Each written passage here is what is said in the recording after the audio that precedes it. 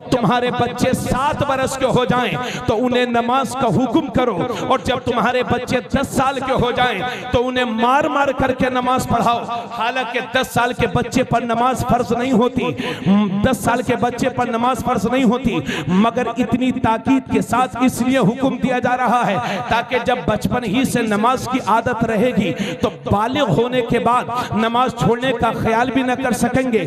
अल्लाह के नबी ने फरमाया जब तुम्हारे बच्चे 7 बरस के हो जाएं तो उन्हें नमाज का हुक्म करो, और जब तुम्हारे बच्चे 10 साल के हो जाएं तो उन्हें मार मार करके नमाज पढ़ाओ, और जब तुम्हारे बच्चे 10 साल के हो जाएं तो उनके सोने के बिस्तर अलग अलग कर दो। 10 साल उम्र होने के बाद कोई भी बहन अपने भाई के साथ न सोए, कोई भी भाई अपनी बहन के साथ न सोए। बच्चों की उम्र 10 साल हो जाए तो उनके सोने के बिस्तर अलग अलग कर दो। ये मेरे नबी फरमाते हैं, अल्लाह के पाक नबी इरशाद फरमाते हैं, ए लोगों जो सुबह सुबह बाजार की तरफ जाता है तो वो शैतान का झंडा लेकर के जाता है, और जो सुबह सुबह मस्जिद की तरफ जाता है तो वो अल्लाह के दीन का झंडा लेकर के जाता है। अब तुम्हें यह फैसला करना है कि सुबह उठने के बाद शैतान का झंडा उठाना है या अपने नबी के दीन का झंडा उठाना है। मेरे नबी ने हजरत अली से फरमाया था, ए अली 3 कामों में कभी देर मत करना। जब नमाज का वक्त हो जाए तो नमाज की अदायगी में देर मत करना, जब जनाजा तैयार हो जाए तो उसकी नमाज जनाजा पढ़ने में देर मत करना, और जब किसी बेवा का विधवा का मुनासिब रिश्ता मिल जाए तो उसका निकाह करने में देर मत करना। ये है मेरे नबी जो फरमा रहे हैं विधवा का मुनासिब रिश्ता मिल जाए तो उसका निकाह करने में देर मत करना।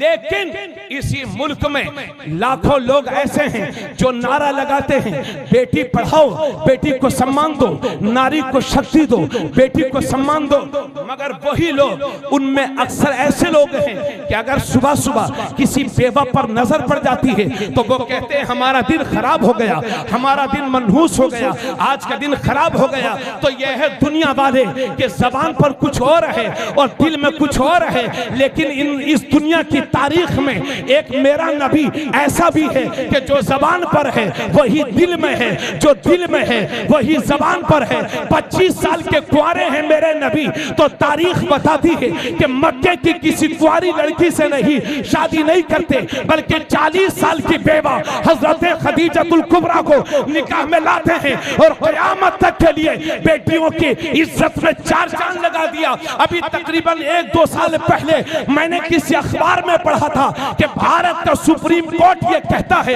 कि जिस तरह से बाप की जायदाद में उसके बेटों का हक है, इसी तरह से उसकी बेटियों का भी हक है।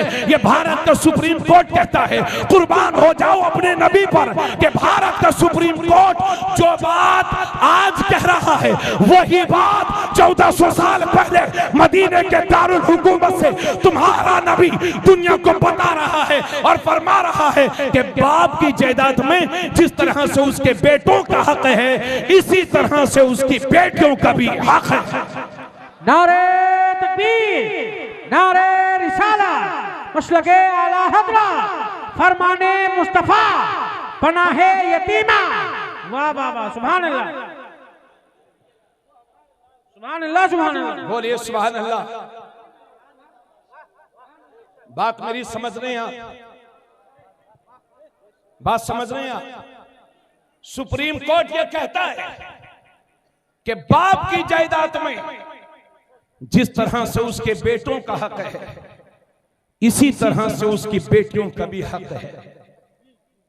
ये बात सुप्रीम कोर्ट आज कह रहा है, लेकिन 1400 साल पहले मेरे नबी ने दुनिया को बता दिया कि बाप की जायदाद में जिस तरह से बेटों का हक है, इसी तरह से उसकी बेटियों का भी हक है। लेकिन देते हो बेटियों का हक आप लोग? कोई होता है जो देता है, चाहे 10 लाख का जहेज दे दो, मगर वो बेटी के हक की अदायगी नहीं होगी। सुन मेरी बहन, सुन, खामोश हो जा और सुन ले मेरी बात को। और ये बेटियां ही हैं जो जानती हैं हमारे बाप की जायदाद में हमारा शरई हक है, उसके बावजूद भी निकाह के बाद अपने बाप के गले से लग करके अपने घरों को रुखसत हो जाती है। वरना आप अपने बेटों से मना करिए, कि बेटे तुझे जायदाद में हक नहीं दूंगा, तो कुछ भी मुमकिन है। मैं अखबार पढ़ता रहता हूं, उसमें पता चलता कि बाप बेटे ने बाप की हत्या कर दी। क्यों? कि बाप ने जायदाद में हिस्सा देने से मना कर दिया था। तो ये हैं बेटे और ये हैं बेटियां। इसलिए मैं 100 बातों की एक बात कहना चाहूंगा, ढकरवा वालों, इन जलसों को काम के लिए बनाओ, काम के लिए इस्तेमाल करो। आका करीम सल्लल्लाहु अलैहि वसल्लम फरमाते हैं, मन तमस्सक बिसुन्नती इंदा फसाद उम्मती फलहु अज्रु मियति शहीद, कि जिसने मेरी उम्मत के फसाद के वक्त, मेरी उम्मत के बिगाड़ के वक्त मेरी किसी सुन्नत को मजबूती से पकड़ा, तो अल्लाह उसे 100 शहीदों का सवाब अता फरमाएगा। सुभान अल्लाह, सुभान अल्लाह, सुभान अल्लाह। आवाज आनी चाहिए। सुभान अल्लाह। कितने शहीदों का सवाब? 100 शहीद। थोड़ा भाई साहब इको थोड़ा सा बंद कर देंगे। 100 शहीदों का सवाब। और दूसरी हदीस में आका फरमाते हैं, जिसने मेरी किसी सुन्नत को जिंदा किया गोया कि उसने मुझे जिंदा किया, और जिसने मुझे जिंदा किया क़यामत के दिन जन्नत में वो मेरे साथ दाखिल होगा। वाह वाह वाह वाह, सुभान अल्लाह। और सुन्नतें तो हुजूर की बहुत हैं, मगर आज के जमाने में एक सबसे मजलूम सुन्नत, हजरत इजाजत चाहूंगा थोड़ी देर सुन लीजिए और थोड़ी देर। सैफ रजा कानपुरी साहब तशरीफ ला चुके हैं, माशाल्लाह बहुत आला क्वालिटी के नातखा हैं, इन्हें आप समाप्त करेंगे। उनके बाद इंशाल्लाह हजरत सैयद साहब किबला की भी तकरीर होगी। आप हजरात मेरी बातों को थोड़ी देर के लिए और समाप्त कर लें। सुन्नतें तो बहुत हैं, मगर सबसे मजलूम सुन्नत है ये दाढ़ी। अगर मजमे में कहूं कि गांव के मदरसे के लिए चंदा दे दो तो 50,000 इकट्ठा हो जाए, और कहूं चेहरे पर दाढ़ी रख लो, हजरत बीवी से पूछ करके बताएंगे। और अगर किसी ने दाढ़ी रख भी ली, किसी नौजवान ने, तो उसकी मां कहती है, अरे बेटे अभी तेरी उम्र ही क्या है, अभी तो तेरे अब्बा ने भी नहीं रखी है, तेरी उम्र ही क्या हुई है। और अगर किसी ने दाढ़ी रख ली, रिश्तेदारों को पता चला कि फला आदमी ने दाढ़ी रखी है, अच्छा मुल्ला बनेगा मुल्ला, लगता है किसी मदरसे का घोटाला करेगा। पड़ोसियों को पता चला फला आदमी ने दाढ़ी रखी है, अच्छा लगता है किसी मजार की गद्दी नशीन बनना चाहेगा। अमा जब हम खुद अपने नबी की सुन्नतों का मजाक उड़ाएंगे तो हमारा ये हश्र नहीं होगा तो और क्या होगा। और याद रहे, सुन्नतों को जिंदा करने वाले के लिए 100 शहीदों का सवाब क्यों है? क्योंकि मुजाहिद मैदान जिहाद में पहुंचा, गर्दन कटी जन्नत में, लेकिन ये सुन्नत को जिंदा करने वाला कभी रिश्तेदारों के ताने सुन रहा है, कभी पड़ोसियों के ताने सुन रहा है। तलवारों के जख्म भर जाते हैं, लेकिन जबान से निकले हुए जुमलों के जख्म कभी नहीं भरते। इसलिए मैदान जिहाद में जाने वाले के लिए एक शहादत का सवाब है, और हुजूर की सुन्नत को जिंदा करने वाले के लिए 100 शहीदों का सवाब। नारे तकबीर, नारे रिसालत, मसलके आला हज़रत सुन्नते मुस्तफा मुफ्ती तबरेज आलम साहब किबला रामपुरी। वाह वाह वाह। इधर देखें, अगर मेरे पास इल्म कितना होता लेकिन चेहरे पर दाढ़ी नहीं होती तो आप मेरी तकरीर सुनते? साहब बताइए साहब, अगर आपके गांव के इमाम साहब के पास इल्म चाहे जितना हो मगर चेहरे पर दाढ़ी ना हो, उनके पीछे नमाज पढ़ेंगे? अच्छा चलिए 2 अंगुल दाढ़ी हो तब पढ़ लेंगे? नहीं। इसलिए इस समझ में जो मेरे बुजुर्ग हजरात हैं, बाज बुजुर्ग बुरा मत मानिएगा, माफी चाहूंगा, मगर उस दिन से बेहतर है कि कहीं कब्र में हुजूर तुम्हारा चेहरा देख करके मुंह न फेर ले। 2 अंगुल, बाज बुजुर्ग लोग 2 अंगुल रखते हैं, पूरी जिंदगी हो जाती है, दांत सब निकल जाते हैं, मगर 3 अंगुल कोई करा नहीं सकता। खुदा के वास्ते, अल्लाह का वास्ता देख करके कहूंगा कि 2 अंगुल अपनी खुशी से रखी है, 2 अंगुल हुजूर की खुशी से बढ़ा लो। चेहरे पर सुन्नते मुस्तफा सजाइए, चेहरे पर सुन्नते मुस्तफा सजाइए। अमा बुजुर्गी में और बुजुर्गी में क्या, ये तो दाढ़ी तो हर वक्त सुन्नत है, नौजवानों को सुन्नत है।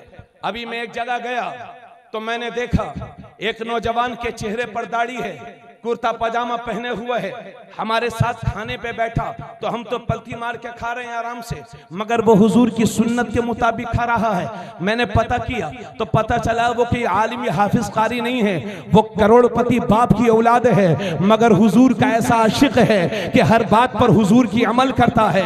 ये लोगों जरूरत इस बात की है, आओ इस दौर में भी अगर हुजूर के दामन की पनाह नहीं लोगे तो कहां जाओगे। तुम नारा तो लगाते हो हुजूर का, लेकिन स्टाइल अपनाते हो हुजूर के दुश्मनों की। मैं अल्लाह का वास्ता दे करके कहूंगा मेरी कौम तुम्हें नेक बनना होगा। और यह भी याद रहे हमारी तकरीरों से ज्यादा दीन की खिदमत आप कर सकते हैं, क्योंकि हम तो मदरसे से चले मस्जिद पहुंचे, मस्जिद से अपने घर पहुंचे, अपनी गाड़ी में बैठे मुसलमानों के साथ बैठे, मुसलमानों में पहुंचे, मुसलमानों में तकरीर कर रहे हैं। समाज में आप रहते हो, दुनिया के दूसरे धर्म के लोगों के साथ बिजनेस में पार्टनरशिप आपकी है, खेतों में किसानी आप हजरात करते हैं दूसरे मजहब वालों के साथ। इसलिए मैं कहता हूं, और ये भी सुन लो, हमारी बदअमलियों के नतीजे में दूसरी कौमें इतनी दूर होती चली जा रही हैं कि वो हमारा कुरान नहीं पढ़ती, वो हमारी हदीस नहीं पढ़ती, लोग हमें देखते हैं और इस्लाम को समझने की कोशिश करते हैं। इसलिए अल्लाह का वास्ता दे करके कहता हूं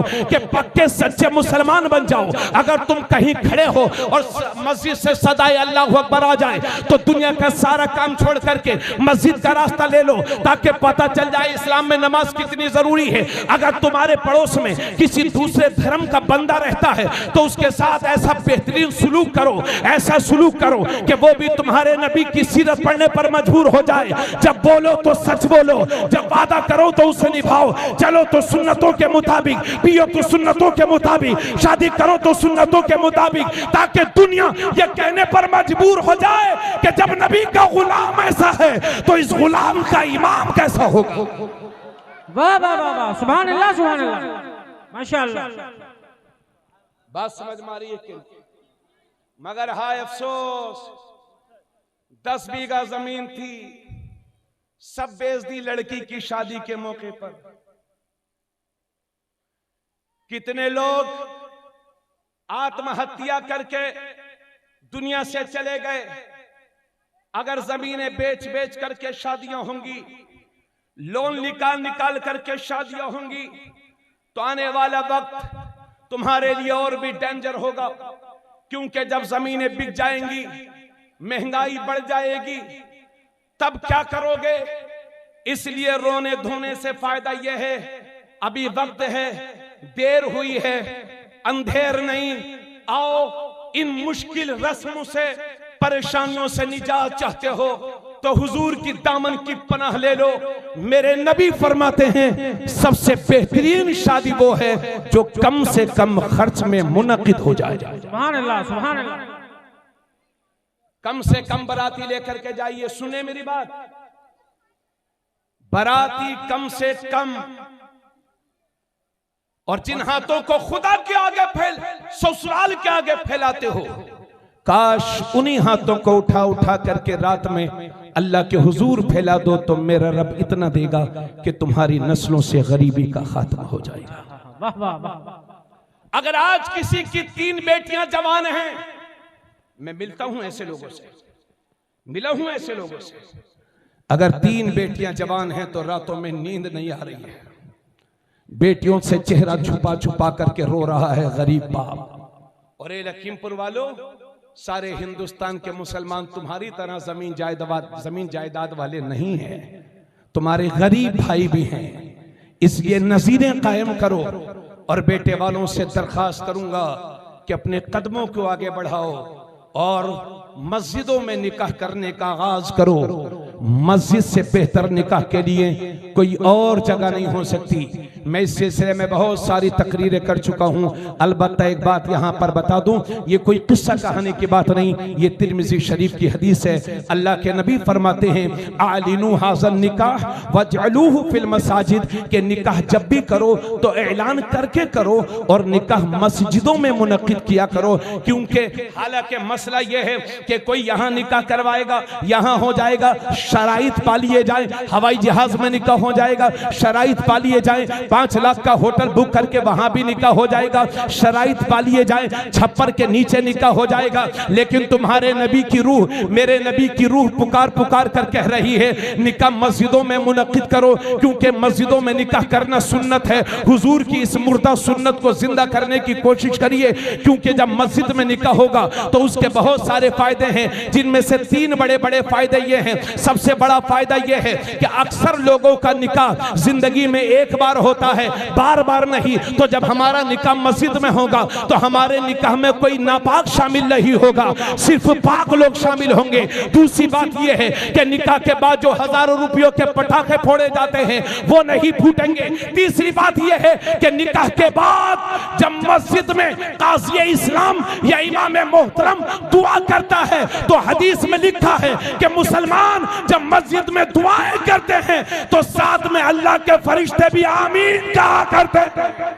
वाह वाह वाह वाह, जिंदाबाद, अल्लाहु अकबर, या रसूल अल्लाह, जिंदाबाद, अल्लाहु अकबर, या रसूल अल्लाह, वाह वाह वाह। ये बैठे हैं कारी शान मोहम्मद साहब, वो हमारे अजीज अमानत रसूल, ये मुंबई में रहते हैं।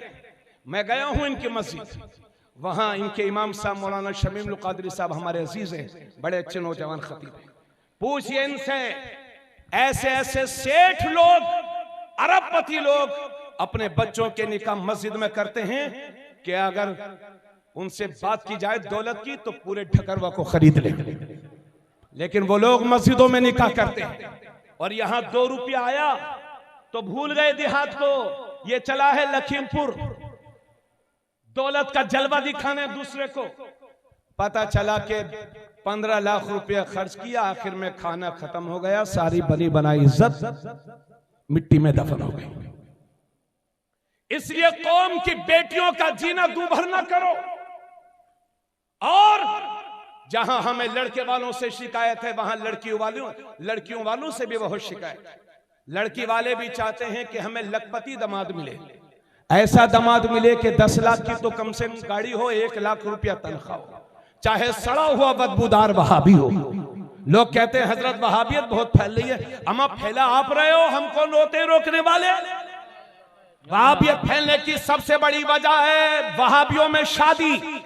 मेरे नबी फरमाते हैं तुनकाहुल मरातु लिअरबईन लिमालिहा वली हसबिहा वली जमालिहा वली दीनिहा फज़फर बिज़ाति दीन। हुजूर फरमाते हैं किसी भी लड़की से 4 वजहों से रिश्ता किया जाता है, या तो इस वजह से कि वो बहुत मालदार है, या इस वजह से कि बड़े घराने की है, या इस वजह से कि लड़की खूबसूरत बहुत है, या इस वजह से कि लड़की दीनदार बहुत है। हुजूर फरमाते हैं तुम दीनदार लड़की को इख्तियार करो, कामयाब हो जाओगे।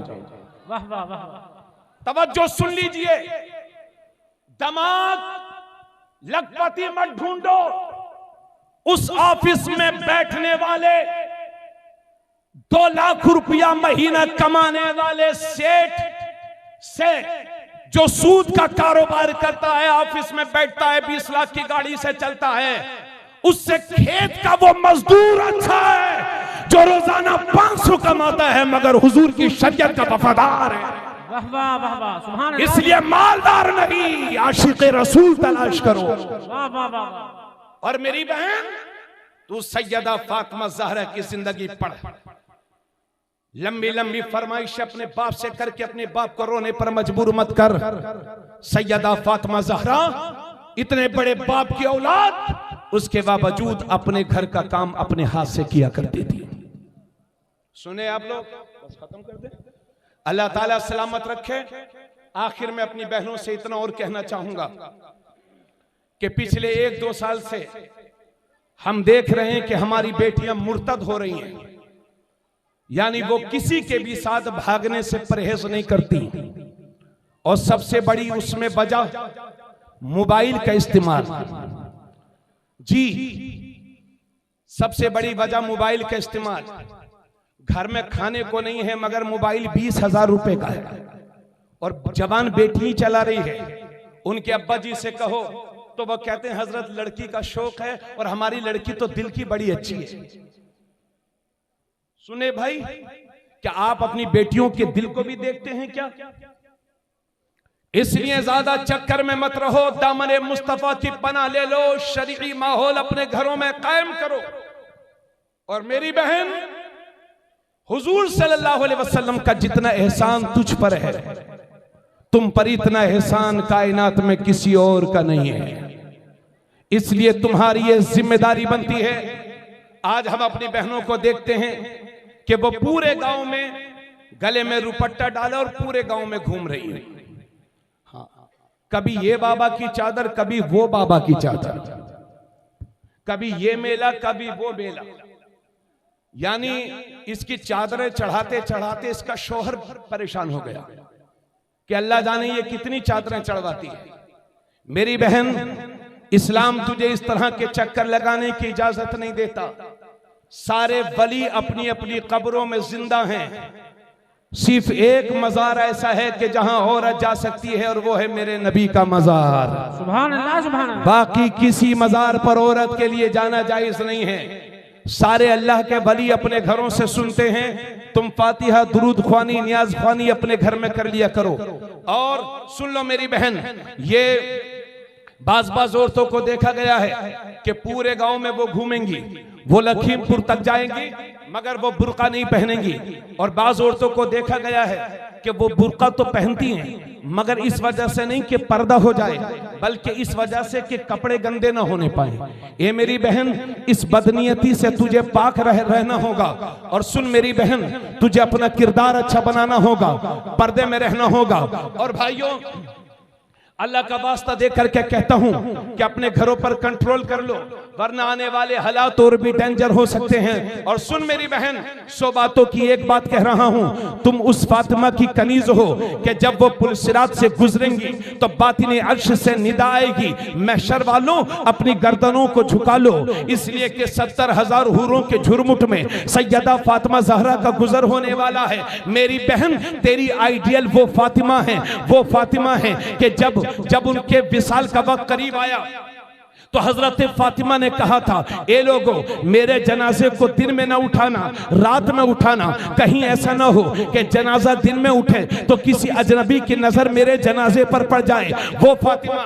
सुन मेरी बहन और सुनो मेरे भाइयों, आज हमारा हाल यह है कि अगर किसी का इंतकाल हो जाता है तो हम देखते हैं बेटी अलग रो रही है, पोती अलग रो रही है, बहू अलग रो रही है, माँ अलग रो रही है। लोग आ रहे हैं और मैयत को देख रहे हैं और साथ ही साथ ये भी देख रहे हैं कि इन औरतों को ये पता ही नहीं है हमारा दुपट्टा कहाँ गया, सीना खुला हुआ है, बाल बिखरे हुए हैं, इन्हें ये होश ही नहीं है कि हमारा दुपट्टा कहाँ गया, इन्हें ये पता ही नहीं है कि कहाँ से, इन्हें ये पता ही नहीं है कि कौन आ रहा है, कौन जा रहा है, ये भूल गई पर्दे को। मेरी बहन, मुसीबत के वक्त में भी अपना पर्दा न छोड़। और सुनो, मेरे नबी की सहाबियां हैं, नाम है उनका हजरत उम्मे खल्लाद। उनका जवान बेटा मेरे नबी के साथ जंग में गया हुआ था और वो वहीं पर शहीद हो गए। जब उनकी मां को पता चला उम्मे खल्लाद को कि मेरा बेटा शहीद हो गया है, मेरा बेटा कत्ल कर दिया गया है,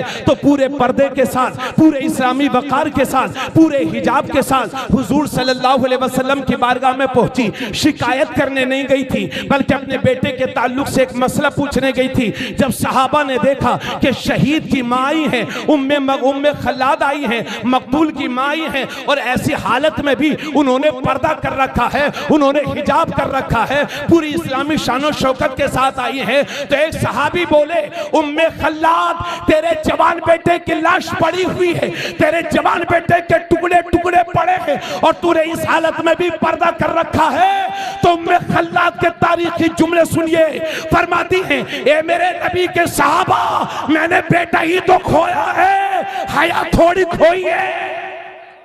नारे तकबीर, नारे रिसालत, मसलके आला हज़रत, शरीयते मुस्तफा। वाह वाह वाह, सुभान अल्लाह। जवान बेटे की लाश पड़ी हुई थी और उस सहाबिया ने पर्दे को नहीं छोड़ा। इसलिए तेरी भी ये जिम्मेदारी बनती है मेरी बहन, पर्दे में रह, अपने बाप की इज्जत का सौदा न कर। और ए भाइयों, अपने बेटियों के हाथों में मोबाइल देने से परहेज कीजिए। मोबाइल दीजिए, अपने सामने इस्तेमाल करवाइए, जरूरत के बाद रख दीजिए। अगर औलाद के नाजायज शौक पूरे करोगे तो आखिरी उम्र में तुम्हें रोना पड़ जाएगा। अल्लाह के नबी फरमाते हैं, एक बाप की तरफ से उसकी औलाद के लिए जो सबसे बड़ा तोहफा होता है वो बेहतरीन तरबियत होती है। अगर चुप भाई कोई बात इधर सुनिए। एक बाप की तरफ से उसके औलाद के लिए जो सबसे बड़ा तोहफा होता है वो बेहतरीन तरबियत होती है। अगर आप अपनी औलाद को तोहफा नहीं देंगे तो वो एक बार रोएगा, और बेहतरीन तरबियत नहीं देंगे तो जिंदगी भर खुद भी रोएगा, आपको भी रुलाएगा। अल्लाह फरमाता है, या अय्युहल्लज़ीना आमनू कू अनफुसकुम व अहलीकुम नारा वक़ूदुहन्नास वल हिजारा। ए लोगों, अपने आप को और अपनी औलाद को जहन्नम की आग से बचाओ जिसके ईंधन इंसान और पत्थर है। इसलिए बेदार हो जा। मैं अल्हम्दुलिल्लाह रामपुर में रहता हूँ, बरेली शरीफ के आगे, और पिछले 7-8 बरस से मदरसा जुलूम कस्बा नानपारा जिला बहराइच शरीफ में पढ़ाता हूँ।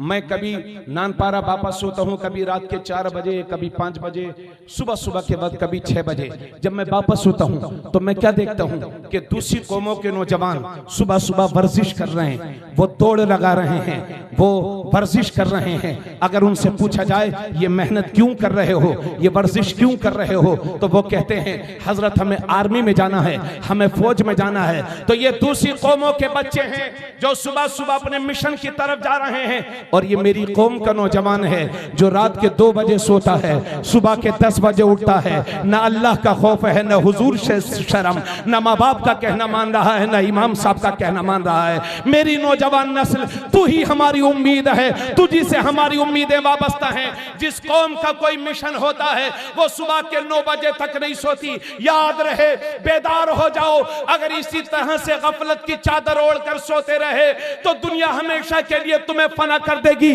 हमेशा के लिए सुला देगी। इसलिए बेदार हो जाओ, हिम्मत से काम लो। और याद रहे, 100 बातों की एक बात, शादी जरूरत के मुताबिक, शादी कम खर्च में करो, जरूरत के मुताबिक घर बनाओ, और अपनी हैसियत से बढ़ करके अपने बच्चों को पढ़ाओ और लिखाओ। इसलिए कि आने वाला वक्त जिहालत का वक्त नहीं है, आने वाला वक्त इल्म का वक्त है। सत्ता की चाबियां उसी कौम के हाथ में होंगी जिस कौम के नौजवानों के पास किताब और कलम की ताकत होगी। इसलिए बेदार हो जाओ। सूखी रोटी खा लो मगर अपने बच्चों को जाहिल न रहने दो।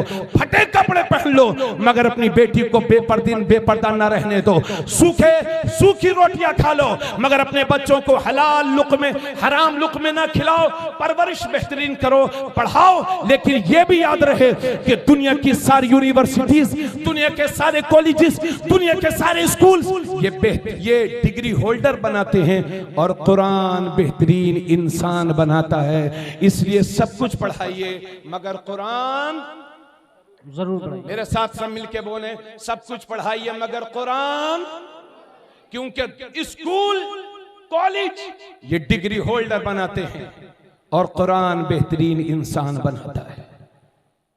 क्या नाम है ढक्कर व नान करना जी। यहाँ के कब्रिस्तान में जो मरहुमीन है अल्लाह सलामत रखे। आप लोगों को यह पता नहीं होगा कि 50 साल पहले इस गांव में कौन कौन लोग रहते थे। जब वो लोग बोलते थे तो 4 आदमी उनकी बातें सुना करते थे। आज जब वो कब्र में पहुंच गए हैं तो उनके पोते को भी ये पता नहीं है कि मेरे दादा की कब्र कहां है।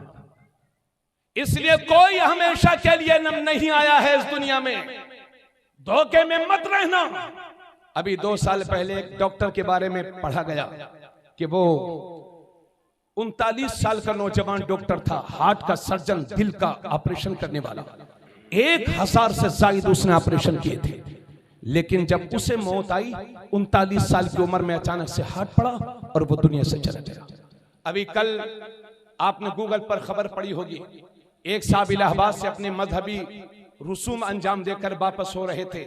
लखनऊ आगरा एक्सप्रेस वे पर अचानक से उनकी कार अनकंट्रोल हुई और वकील और उनकी बीवी 34 साल की और एक बेटा 4 साल का और एक बेटी 12 साल की, ये कल की खबर है, आनन फानन चारों के चार मौत की आगोश में चले गए, एक्सीडेंट हो गए। तो ये मत समझिएगा कि हम हमेशा दुनिया में हमेशा के लिए आए हैं। आला हजरत फरमाते हैं कि तलवारों के 1000 वार से जितनी तकलीफ होती है, मौत के एक झटके से उससे भी ज्यादा तकलीफ होती है। आला हजरत फरमाते हैं, उलमा फरमाते हैं कि हम मरने वाले के मुंह में चम्मच से पानी डालते हैं, लेकिन इतनी प्यास लगती है उसे मौत के वक्त कि अगर 7 समंदर का पानी उसके गले में डाल दिया जाए तो उसकी प्यास बुझने वाली नहीं है। आला हजरत फरमाते हैं कि मरने वाले को फरिश्ते पकड़े रहते हैं, अगर ये फरिश्ते दबोचे न रहें तो मरने वाला पूरे घर में कूदा कूदा फिरेगा। इसलिए मेरे भाई, मौत और जिंदगी अल्लाह के दस्ते पाक में है। अगर वो चाहे तो 200 साल तक जिंदा रखे और वो चाहे तो अभी हमारी सांसें खत्म हो जाएं। इसलिए इस फानी दुनिया के चक्कर में आकर के अपनी आखिरत बर्बाद मत करो। तुम इबादत के लिए भेजे गए हो, मिशन के लिए भेजे गए हो, अपने मिशन की तरफ काम करो, झूठ ना बोलो, सच बोलो। गैर मुस्लिमों का जो एतमाद हमसे खत्म हुआ है, खुदारा उसको बहाल करने की कोशिश करो। जैसा इस्लाम तुम्हें चलाना चाहता है वैसे चल जाओ। फिर मैं वादा करता हूं इंशाअल्लाह तूफान आएंगे, खत्म हो जाएंगे, आंधियां उठेंगी, खत्म हो जाएंगी। मोहम्मद का चिराग क़यामत तक जलता रहेगा। तुम अपना रास्ता सीधा कर लो। अगर रास्ते में पत्थर भी होंगे तो अल्लाह मोम बना देगा, कांटे भी होंगे तो फूल बना देगा। आज भी हो इब्राहिम सा ईमान पैदा आग कर सकती है, अंदाजे गुलिस्ता पैदा की मोहम्मद से वफा तूने तो हम तेरे हैं। ये जहां चीज है क्या लोहो कलम तेरे हैं। फानूस बन के जिसकी हिफाजत हवा करे, वो शम्मा कब बुझे जिसे रोशन खुदा करे। नूरे खुदा है कुफ्र की हरकत पे खंदसन, फूंकों से ये चराग बुझाया ना जाएगा। वमा अलैना इल्लल बलाग। अस्सलामु अलैकुम व रहमतुल्लाहि व बरकातुहू।